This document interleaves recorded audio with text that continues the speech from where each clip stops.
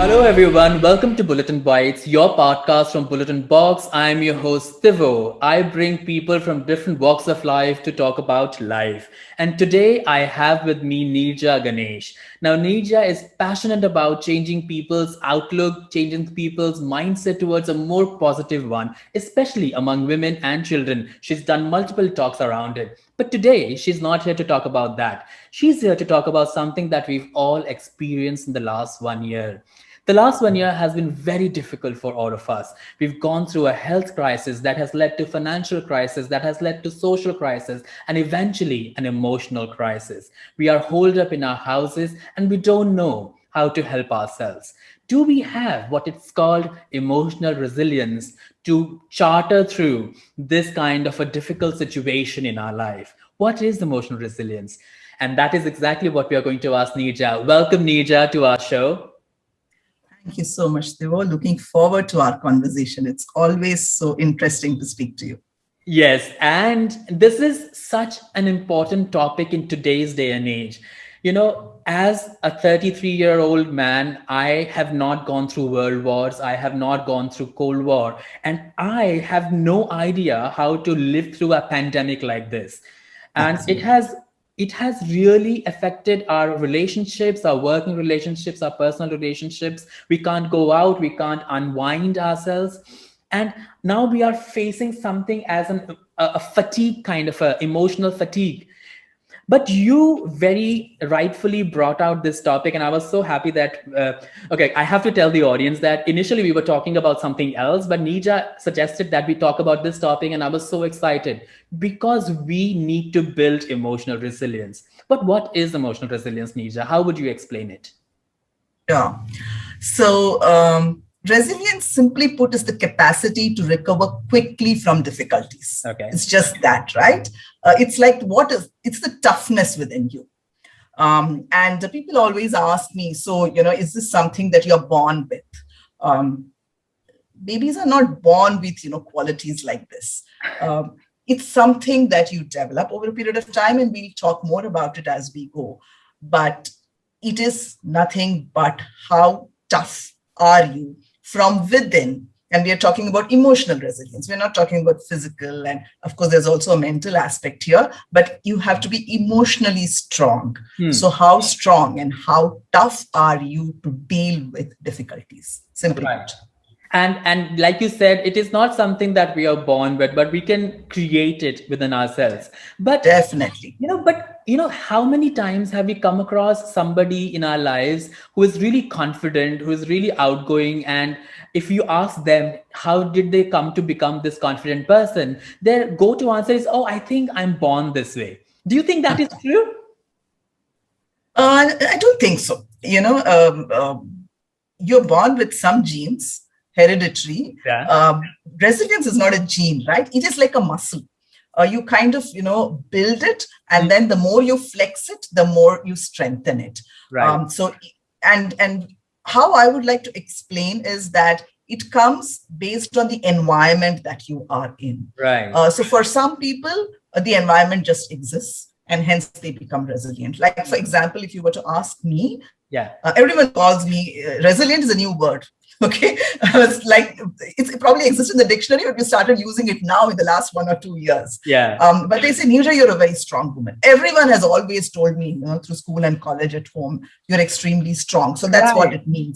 Maybe not physically, but emotionally, I can kind of deal with Right. So situations. sorry to stop Yeah. you, but so Yeah. if I were to sort of term emotional resilience into a more layman term, it'll be emotional strength. Would it be Yes, correct? absolutely. Simple. Yeah, that's right. Yeah. And I think I have built myself like this because I am an only child. And I have lived just with my parents and no extended family. So I was in Indore for the first 12 years of my life. People didn't even know where Indore existed in India then. I'm talking about so many years ago. City. It's a beautiful, beautiful Yeah. city. Yeah. So as South Indians, we went to that city, and of course, we built friends over a period of time. But as a person, I had my parents, but they're available for me for the usual stuff. But they're not there 24/7, or they didn't fuss over me or anything like that. So I knew from the very beginning that I had only myself for me. I had to think for myself and I had to act for myself. Right. So that kind of, built the resilience in me. Now, are you saying that that means only children, children with no siblings are going to be resilient? Of course not. Yes. Right. So let me also tell you about my own daughter. While she is an only child, Mm. but the environment is different. So we've lived in a joint family. She's had her paternal grandparents with her. My parents have lived in the same city. She's got her aunts and uncles. So, and people would probably fuss over her more than I got, fussed over. Okay. Yeah, but we consciously made her extremely independent from a very young age. Right. And to give you a quick story, this thing about exams in India, for sure, exams start in school from the lower kindergarten. And they are the most so turbulent times in any child's life. Absolutely. And more so because the parents want the child to ace every small and big exam from that little, tiny tot. And I, kind of made her independent to study all by herself very, very early on. Do your own homework, study for yourself. Right. Because I was a working woman, I couldn't be around her. While most of the other students in her class, their mothers were not working, large population were not working. And so they were around to get the homework done. And I used to hear this, how does Neha do it all by herself? We have to sit and we have to, pressurize the child to do it. Yeah. Now, how did that help? And in the 10th standard, which is a big thing, the board exams are a big thing. I don't know if going forward, they'll be a big thing because we've got those exams scrapped continuously for 2 years now. I know. I feel so left out. But, first milestone for the child, the student. First time you're experiencing papers coming from somewhere outside, somebody else is going to correct. You'll be in a new center. You don't even know who's going to sit around you, an external invigilator and all of that. Quite a bit of a stress. And then those marks as if it matters for life, right? You're supposed to get the best of marks in your 10th.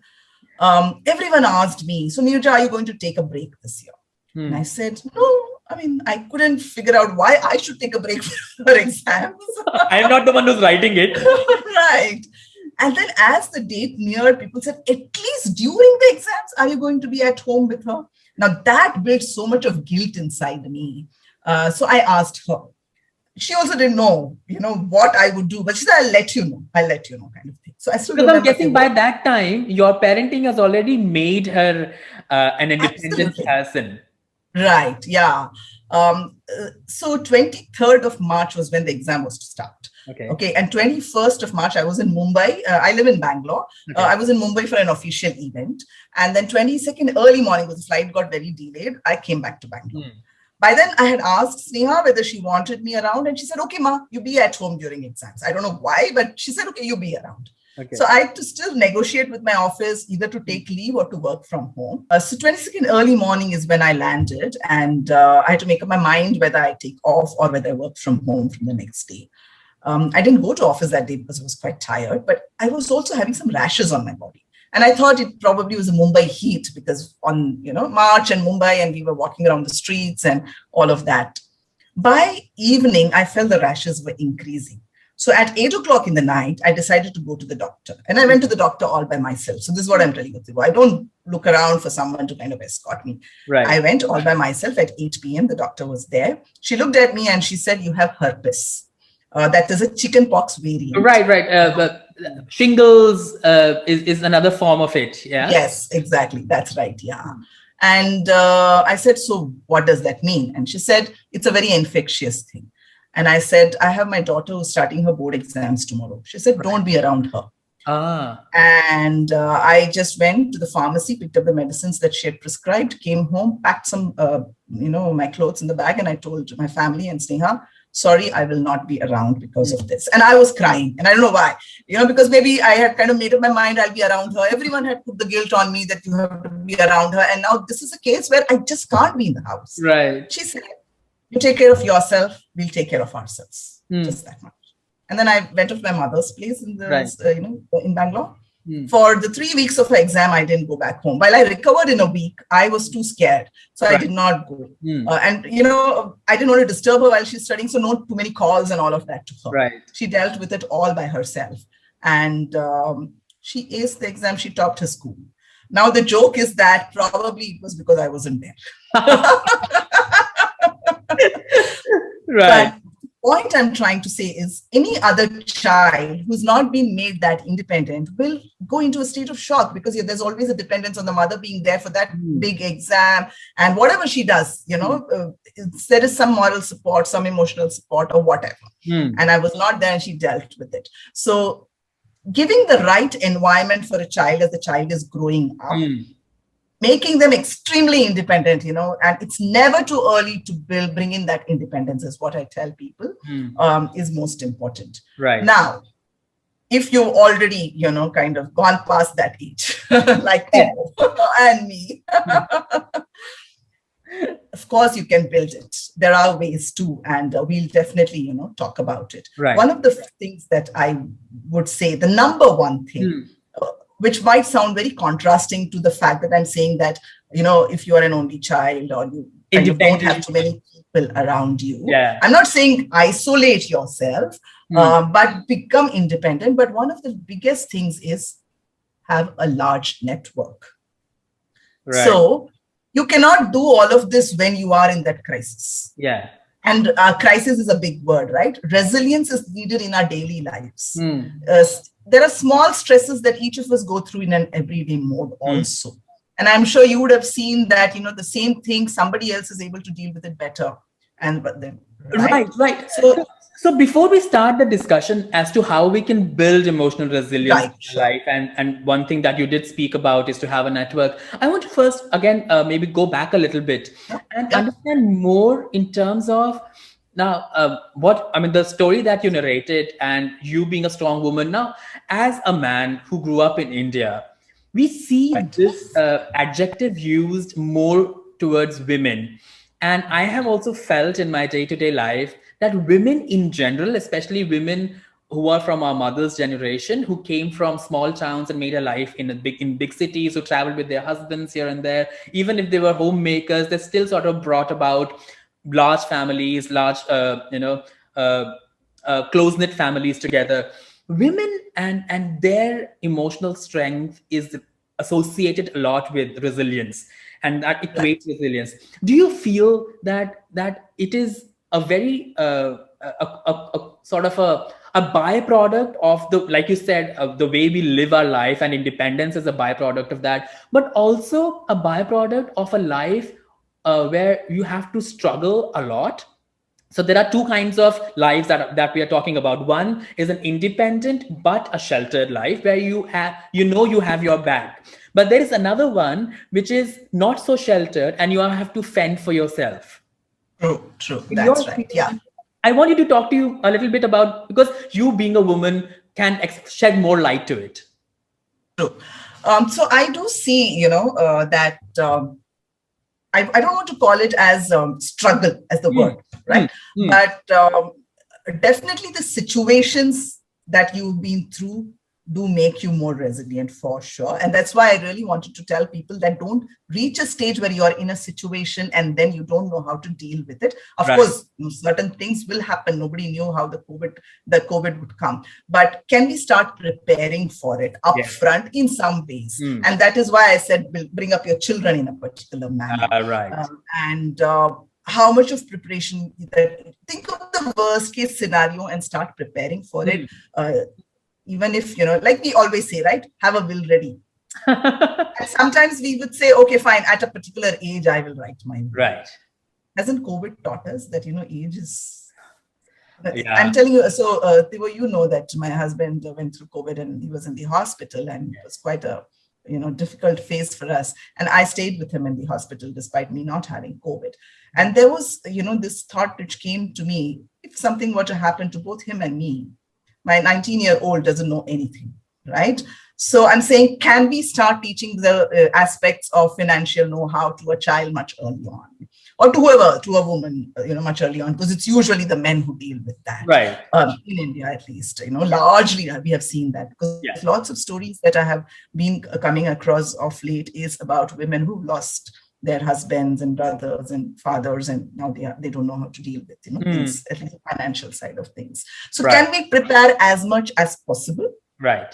for that eventuality. Right. So all the tips that I may give, towards the later part of the session is not to be done when you are in that crisis. Exactly. Because when you are in the situation, you are trying to sort of find your footing rather right, than, right. so rather than sort of creating the points that you Right. will discuss later. Absolutely. That's So to amazing. answer your question, yes, definitely the environment plays a very large part in, how the person is able to deal and become strong and resilient. And yes, if you have always led a life that is sheltered, it will be a shock. The first time will be a shock. But then after that, I'm sure you will kind of, know that, you have to kind of. And we can always build towards it. Yes, that's right. Great. Yes. So let's get straight into it as to, the things that we can do at 40, 50, 60. There's never, I'm sure there's never a end limit or an end date to when to start learning, becoming emotionally strong and resilient. So the first thing that you spoke about was to have a network. Yes. So usually we speak about networks, and a network is beneficial in the professional environment. Yes. Right? We say, okay, that's how you grow professionally. So have a large network. But I would say that's a very selfish kind of a thought. When you say that a network is going to help me grow professionally, very selfish. And such a network will never help you anytime, because it's not a real network. Because you've gone and, interacted with Tiwo with the expectation that he's going to do something for me at some point in time. And you're not going to build those deep relationships. Right. So you may still do me a favor at some point in time because you know me and I ask you for it, but it's not the deep relationship. So my definition of networking always has been, what is it that you can do for the other person? Right? So keep that in mind and build a large network. And how does that help you build resilience? Now, let me, talk about the current situation that I just went through. So my daughter tested positive, COVID positive. And then my husband tested COVID positive. I was tested negative. So my daughter's was, I think, mild. So she was quarantined. In a couple of days, she got all right. With my husband, he had regular fevers. We were still getting him treated at home, but he has a BP condition. So the doctor continuously told us, you must get him to a hospital before things go, worse. So there was a night in those 4 days, I think the second or the third night, when his BP really fell down. And I sat in an ambulance and went hospital hopping. I'm talking about April 2021 in Bangalore, when it was utter chaos. Not a single hospital opened their door to us. Yeah. Okay, so it was really bad. And then we came back home. And we said, okay, that night we came back home because there was not a single hospital who would take us in. There were no beds. And so they said, sorry. And we came back home that night. 2 days later, his oxygen levels, went down. And then the doctor said, no way out. You have to get him to a hospital. Now, I knew that this route is not going to work. Calling hospitals or hopping through hospitals is not going to work. So what do? I reach out to my network. I have to keep an eye on my husband. My daughter is anyway quarantined in that room. She's not going to come out, right? My mother-in-law, I sent her to my sister-in-law's place, and my mother lives downstairs. So it's just me. And I have to keep an eye on my husband. I will not be able to be calling hospitals and all of that. So I relied on the network that I have, and I should talk about Jacinta, who, did the needful for me. So the first thing she called me and she said, well, see, there is this hospital where there is a bed. So if nothing, you can go there, but we'll try to find you a better hospital and, better facilities. And she did what she had to do, make calls, look at dashboards, websites, and this and that and all of that. And finally, we reached St. John's Hospital. Now, how does that help? In that chaotic moment, with the experience of the the night when I went around hospitals, you can imagine I would have been a nervous wreck, not knowing whether, we'll get a hospital today. But I left that responsibility to Jacinta. I said, let me only look at Ganesh and what he needs. Right. Because you need to have a calm mind to, do things. So that's how a network comes into right. I have to also, sorry, go ahead. No, I was saying that this is, in that worst situation. But through 2020 and early part of 2021 also, all of us have had this fear, right? What if it happens to us? How are we going to deal with it? Because the media is, talking about this and that. You really can't keep yourselves away from it, how much ever you feel protected. Yeah. And the reason why I think we were able to pull through very calmly is the fact that I knew that I had a large network. If something were to happen, I have a lot of medical practitioners in my network. I have all of these women, who volunteer for, COVID relief and things like that. So they are well connected with, people, institutions, and all of that. Even as something as simple as when the first lockdown hit, Bangalore, we didn't even know whether we will get vegetables. Right. Because everything was closed. Right. And there was, this thing that, okay, somebody I can reach out to who can organize stuff. Right. I mean, that's how a network helps. Yeah. That feeling that somebody has got my back automatically calms you down and takes away the unnecessary panic that we might build up on ourselves in a situation and we don't know who to reach out. Yeah. So the point that I want to make about Jacinta, how do I know Jacinta, right? She's not, my, friend for years or anything like that. A few years ago, what Jacinta and I were on a panel discussion, on some topic, women's topic, I think. Both of us may have known of each other, but we didn't know each other personally. We were on the panel. After that discussion, we sat down for a coffee and then we exchanged numbers and went home. One of the things that I do is, I connect with people that I meet on LinkedIn and any other social media that they may be on. So I connected with her on Facebook also, I think. And Facebook, after a few months, threw up the message, it was Jacinta's birthday. Now, what would we do? Best is we'll go to Facebook on her wall and say happy birthday. Right. But I, because I really personally, meet people and, speak to them, I actually WhatsApped her because I had a number. So I WhatsApped her a happy birthday and she was so happy to receive that personalized message. Right. She called me and we chatted up. We met a couple of times later on some event where she was speaking. And then I got to know about an NGO that she was starting. The cause was something very dear to my heart. So now I'm volunteering at Hope Works Foundation, her NGO. Now, again, it's not a, office space where you'll meet every other day and hence you will get the time to build a relationship. I volunteer a few hours in a week or a month and we may meet, for some meetings, but it is that deep relationship that we have built even for that, the personal relationship. Right. So I really, insist that please understand networking, that it is about building relationships. It's not about what you will give me when, it's about what I can give.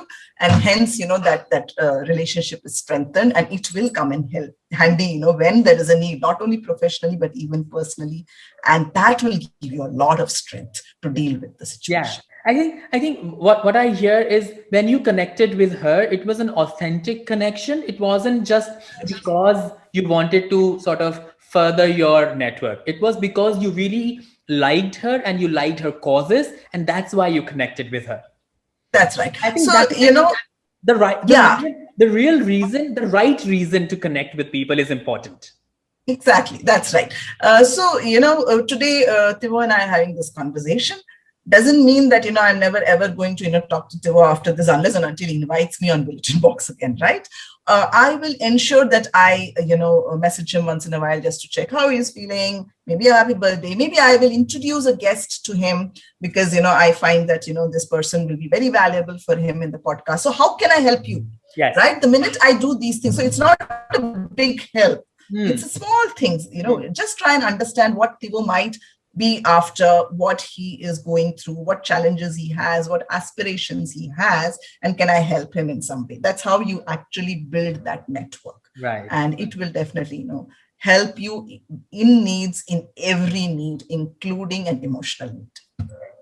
It's beautiful. I think we can do another podcast on just about this, the need for good networks in our day-to-day life. But let's quickly move on to the second thing that we can do in order to make sure that we have the emotional stability to deal with crisis in our lives. Right. The second thing that I say is manage your thoughts. Very easy to say, very difficult to do because thoughts are something that you have no control on. And especially in a crisis or, whatever stress you're going through, small or big, the first thing is the negative thoughts will come. The worst case scenarios are going scenarios. Absolutely. So the first step is let's accept the situation, Hmm. whatever it be. So in my case, if I continue with the COVID example, we lived in a bubble through 2020. All my friends laughed at me saying that, oh, you don't go out anywhere and this and that. And 2021, early 2021 also. And still we got COVID, right? The family had COVID. So am I going to sit and say, why did I get it? How did I get it? Or I'm going to say, fine, we got it. What is the next step? So whatever be the situation, be it a job loss, be it somebody falling sick in the family, critical, whatever, let's first accept the situation. This has happened. We can do the postmortem, we can do the analysis, paralysis, whatever later. But right now we need to accept and then start thinking about what is the next step. So that's the first thing in managing your thoughts. Accept the situation as is. It has happened. Fine. What next? Right. You have to clear your head to think about the what next. Right. The second thing to manage your thoughts is, can we look at the positive aspects in any situation? Right. Negative, of course, we will think about it. So there are these words, right? There is optimism, there is pessimism, and there's realism. Okay. Don't be a pessimist. Be an optimist, but also be a realist. So in this case, I'm going to be optimistic. I'm not going to be pessimistic and saying that, oh my God, there are deaths, right? I'm going to be optimistic to say there are cures. People are getting cured and coming back home. But I have to be realistic. To get cured, what should I do? Right? In this case, he needs a hospital. So let's find the hospital. How do I find the hospital? I don't have the wherewithal because I have to keep an eye on him that night. So I will find somebody else who will find the hospital for me. Who is that right person? You have a network of 100 people. Not all 100 can do everything for you. There are certain people who can do something. There are others who will do something else for you. So for me, I knew that Jacinta will be able to help me with the hospital. So I reached out to such, 3 or 4 people that night and said, hospital, please take care of it. So so bring some positive thoughts. Can you start looking at positivity in the situation also? So I'll tell you, when we reached the hospital, St. John's Hospital, situation was quite bad. They made me sign this declaration. Maybe it's something that's standard, they do, but they made me sign the declaration saying that he needs an ICU. We don't have an ICU. We only have an oxygen bed. There's no ICU in the whole of Bangalore. So you're taking a risk by putting him in here. And please sign this letter which says that in case of a death, it's not the hospital's responsibility. Now, can you imagine at midnight, I've come here to treat my husband all by myself. And they're saying, oh, if I was not resilient, then I would have said, okay, cry, or, say, no, I'm not going to admit him in this hospital. I want another hospital. I want an ICU bed and, lose time over it. But I'm saying, doesn't matter. At least there is why did God, and I believe in this, right? Why did God send us to St. John's Hospital? Because I think there can be good treatment for him here. So I clung on to that and I used that as a positive thought for myself. Right. And I moved ahead. Doesn't matter. Let's go ahead and see what happens. So bring positive affirmations and positive thoughts, which is very, very important. Negative thoughts will keep coming. I'm not denying that, but you have to think about whatever else. So in this case, I just clung on to the fact that we are in a hospital. That's good enough for me. We are not at home. We are in the hospital. There will be some professional care that will be given, which will, help him. Yeah. In my previous discussions about scenarios like this, one thing that I also want to add here, while you was talking about, clinging on to the positive thought, is huge factor of hope. That brings such positivity to us. Now that we are in the hospital, I know and I hope this will affect your loved one to get better. Absolutely. Because that's if right. you dwell on negative, how beautifully you said hope, right? Yeah. So Jacinta's, the person you're talking about who helped me, Jacinta's foundation is called Hope Works Foundation. And the thing that they do is to build hope in whoever. So we started with, it was a movement for girls, underprivileged girls from 8th to 12th standard and their education and their careers. But now she does so much of work, all around, but it is to build hope. Right. So it is that. So I will tell you some incidents which might sound very funny, but put it in the context of what I was going through. Right. So we were in a hospital and we were getting food from the hospital, but it's a hospital having 1,500 patients. So you can imagine what how much can they serve us, and how good the quality of the food, or it's not going to be to everyone's taste. So I knew I had to get food from home. So I called my sister-in-law. She said, I can cook, but who's going to? We were in a lockdown, Tiwo. We were in a lockdown, so there was restrictions on any movement on the roads. She said somebody has to pick it up and take it to the hospital. So then I called another friend of mine, Aradhana, and I said, arrange a driver and a vehicle. She did it for me. So when, this is what I was telling Ganesh every day in the hospital. Why is it that we, despite the lockdown, we got a vehicle and we got a driver? That is positive thought. That is a positive affirmation that God came back home, for example. And again, we can laugh, but imagine the state that I came back after 13 days in the hospital. My daughter was quarantined. So she had this piles and piles of clothes. Our washing machine was not working. So she just, piled on the clothes. I came back, I had sanitized the house a day before I came back. So all curtains, bed sheets, everything was there, to be washed. And the washing machine is not working. Right? Imagine the amount of, one is, looking after two patients in the house. Yeah. There's no maid. So you have to cook and you have to clean. And then this thing. So, and the lockdown. Despite that, I managed to call a call center. Somebody answered. You usually don't get answers from call center. Somebody answered and said, in 24 hours, we'll send you someone. And my husband was like, one after the other, we are getting into trouble. Neeraja, I think this is the worst period for us and all of that. And I said, it's okay. Yeah. Somebody answered my call, right? That's good enough for me. Today, I will use that as the positive affirmation that things are moving in the right direction and move on. Every moment, find that positivity and move on. If you keep looking at the 100 things which are going wrong, you will not be able to move on. Even that one small thing that is happening, which looks positive, is good. So the washing machine guy came after 2 days and then he repaired it after 2 days. So every small thing, I clung on to it. Yeah. So that's what I mean by bringing positivity in your and managing your thought. And that really helps. That really helps you. I haven't discussed this with a lot of people, and I did not plan on discussing this on the podcast also. But because you spoke about COVID and how, you struggled with your husband's COVID situation, my family back home in India, everybody got COVID. My father, my mom, my brother, my sister-in-law, and my father is a heart patient who there's a lot of complications. Right. So I don't want to get into the details of it, but I really see myself in your situation and I feel it.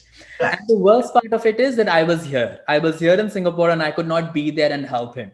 But what you said about having positivity, that there is somebody there, my brother is there and my cousin is there and they are going to help him. They are helping him. Imagine in Delhi NCR finding a bed for a person whose heart is really weak and who has COVID situation. We were lucky. Thank God we had hope. We had, a network and we did survive through that situation. Exactly. So right. I absolutely see what struggles you would have gone through also. And my hat's off to you for surviving that. And really, you are a strong woman, Neeraja. Thank you. Yes.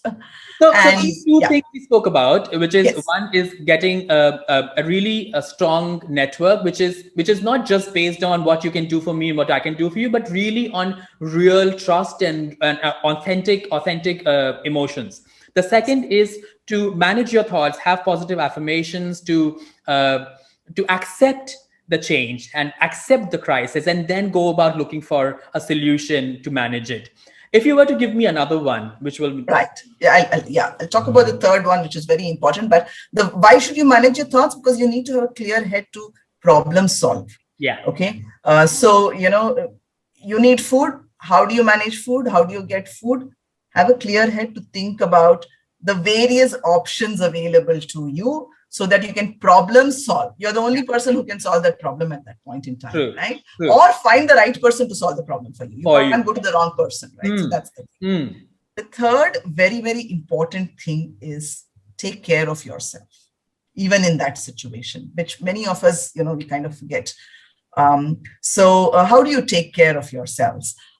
There has to be something that you have to anchor onto. And it could be spiritual, it could be religious, it could be, just exercise, pranayama, it could be journaling. Certain things work for some people, music or whatever. That was a realization for me in the hospital, Tiwo, that I have none of these. I'm not a spiritual person. I'm not religious. I have a very simple prayer that I say every day, which is, God protect all of us and keep us safe and happy. And it's not a COVID prayer. It has been the only thing which I've said throughout my life. Okay. Yeah. So suddenly you can't start chanting shlokas and mantras. For some people that helps, right? Yeah. So for the first time I realized I don't know how to meditate and things like that, that I need something beyond me to anchor. All these years it was me, and I felt, I'm good enough. Yeah. But for the first time I realized, no, you need to have something. So I've come back and I've learned some meditation and pranayama and yoga, and it helps. So that's why I said, prepare in advance. You can't start doing these things, sitting in the hospital, okay, tell me how to breathe and how to do yoga and things like that. Yeah. So please take care of yourselves. It is very, very important, and find mechanisms to calm yourselves it's down. the same thing that they announce in the airplane. You have to put on your own mask before you help somebody else. Exactly. That's right. Yeah. Wow. Very, very true. Right. So the fourth point, and that would be the last point, is preparation. Don't reach a stage and then, oh my God. So can we think of the worst in whatever? So preparation in this case, and I'm not talking about COVID. I mean, that the reason I told Tiwo, let's talk about this as a topic, is because just happened, around the time we were discussing that we must record this, and we were hit by this. So I felt this was a very important topic. Yeah, because everybody we know has been personally affected by this. Like, yes, there's not a single person I don't know who has not been personally affected by this. So this is the need of the hour for us to prepare. Yeah. So it could be a loss of job, or it could be, a salary cut. I think last year, those were the things. This year, at least, I feel companies are being very, very empathetic and, really trying to do a lot for their employees. But it could be anything small or big of that sort. And not every situation might bring an outcome which is what you had wanted. Like, of course, we came back very safe. But there could be situations where there is loss. I know I dealt with my father's death. He dealt with cancer for 6 months and he died. So it was not an outcome that we all, would have wanted. But it is the same formula. I had to accept it. Yeah. But recently, my cousin lost her father, my uncle, and she's in a state of denial. And I'm saying you have to accept it to move on, because there are certain things, right? For example, you have to go to the insurance company to register the claim within a few days of that death. So for which you have to accept it, calm yourself, and do that job. So anything, any crisis, any small, big, it's not only COVID. This is the formula. This simple formula is, first you kind of anticipate and do all the preparation that you can. And of course, acceptance is the biggest one. And fall back on your network. Yeah. Right. Who can help me, where and so if I were to sort of put that in a sequence, and I know there can't be any sequence because no one solution is cut out for anything else. But, listening to you tell the story and how you woven the story, I think it starts with acceptance. And second is to sort of help yourself and clear your thoughts and manage your thoughts, and then fall back on your network to help you provide solutions. Absolutely. Unless we've done the first two things, which is accepting ourselves and calming ourselves, we can never find the solution. Exactly. Find the right person who would do it for us, not the wrong person. Exactly. That's true. Very true. That's right. Thank you for, stitching it in that. because like I said, when you were telling your story, I could see myself in your shoes, and it was very sort of almost like a mirroring thing that happened just now. And that was very easy for me to sort of take on how you were saying things. And what you were saying is that it is, unless you accept the fact that, like, for example, in our scenario also, unless we knew the fact and accepted the fact that my father is vulnerable because of his heart condition, we would not drive towards a solution that would cater to his particular. Exactly. That's true. Very true. You can't go for a generic solution. It has to be a very specific solution. Correct. And so forth. So thank you so much, Neeraja, for this talk. Is there anything you want to add before we sign off? I will just say two things. While this is the first one is not necessarily on resilience, but since we're talking COVID and all of that, I thought it's a message that I would definitely want to pass on to all viewers. Is one of the things that happens is we say, let me know if I can help. right? So it's not for the person who's going through the situation. You, as an external person, very, very easily we say, let me know if I can help. In the COVID scenario, it's very, very difficult to help, right? In a regular hospitalization, you will have people coming in with flowers and food and everything else. This is a situation where you really can't help in many ways. So can you please think, I have had people saying, let me know if I can help. And if I've reached out for something, they've not been able to do that. So it's okay not to not help people in this situation, at least in the COVID situation. So don't make that statement without really thinking. That night when I was, of course, a lot of people knew that, I was looking for a hospital bed, and a few people were like Jess and Radnan were looking for. People were sending me phone numbers. People were sending me websites. Say, look up there. Can I be sitting on phone calls and half the phones calls are not being answered, websites are not, opening up. So can you call up that number and then let me know if there is something? So that's what I want to know. So help came in many ways. And in a way, I want to kind of thank through this, podcast that there was Chitra Gurjar who just called on my daughter. She never called me through this day. She called on my daughter and said, are you all right? If you need something, let me know. That is help for me. Yeah. People who would send messages to say, Neeraja, I prayed for you today. That builds so much of strength that it's not only me, but the entire world is praying for me. So this is going to work for me.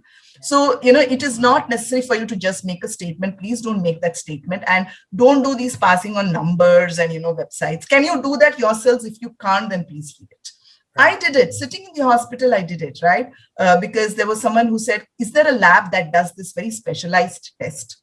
Okay. Right. And I had a few lab numbers with me because before we reached the hospital, every other day we were, getting some tests done. So I had a few numbers. I called them to check if such a test is possible. Sitting in the hospital, I did it because I could make the call. And then others gave me all other, labs where this is a possibility. I didn't just keep passing numbers. I called. And then I told this lady, finally, this is possible in this particular lab. Do that. Because the person, sometimes you're not able to empathize. So I just want to let people know that you can't empathize unless you're in the same situation. Right. And God forbid, I don't want anybody to be in the same situation. Right. But use a little bit of common sense. Can this person really do this that I'm asking her to do? Can I really help? If you can't, then please don't. Like, I don't say that because I know I can't drive a car. I'm not great at cooking and, she's sending food and none of that. But quietly, I have such a large network that I quietly see if there is a way, I can help someone through that network. If possible, I do it. Otherwise, I keep quiet. So that's one message. The second one is a story, which people may have, it's a short story, not my story, but people may have heard it, but let's all hear it once again. So in a town, in a village, which was drought-ridden, right? The many months, no rains. The local church called for a special prayer on a Sunday. And they asked all the villagers to come at about noon for the prayer with carrying an article of faith. So you could see people, reaching the church. And the thing was in the outside the church in the ground because there were so many people coming for the prayer. They were carrying a Bible, a rosary and things like that. Right? Correctly at 12 noon, they started the prayer. And in a couple of minutes, it started pouring. And in that crowd, there was this one small boy who opened an umbrella. That was his article of faith. Yes. Can you have faith like that? I clung on to my umbrella when I reached the hospital saying, yes, this is the place where he's going to, get, recovery. I clung on to every small thing. The technician coming to fix our washing machine, I said, yes, this is faith. God is going to help you. So for me, it is God. For you, it could be anybody. It is you, the person, the doctor, whatever. But have that faith. It is going to build resilience for you and you will be able to, go through that. I have goosebumps. Every time I, think of the story and I see, I have goosebumps, and I will, always tell the story. Right. Through those 13 days, I kept thinking of this story. I said, I'm going to cling on to my umbrella. No, seriously. Thank you, Neeraja. Seriously, it is the power of faith that keeps us going, and what keeps going would eventually result into a bigger solution for us in our lives. Because if we stop, nothing will change. Right. We need to keep going to make the change, and eventually that change is going to give us the fruits that we want to bear. True. Have the faith.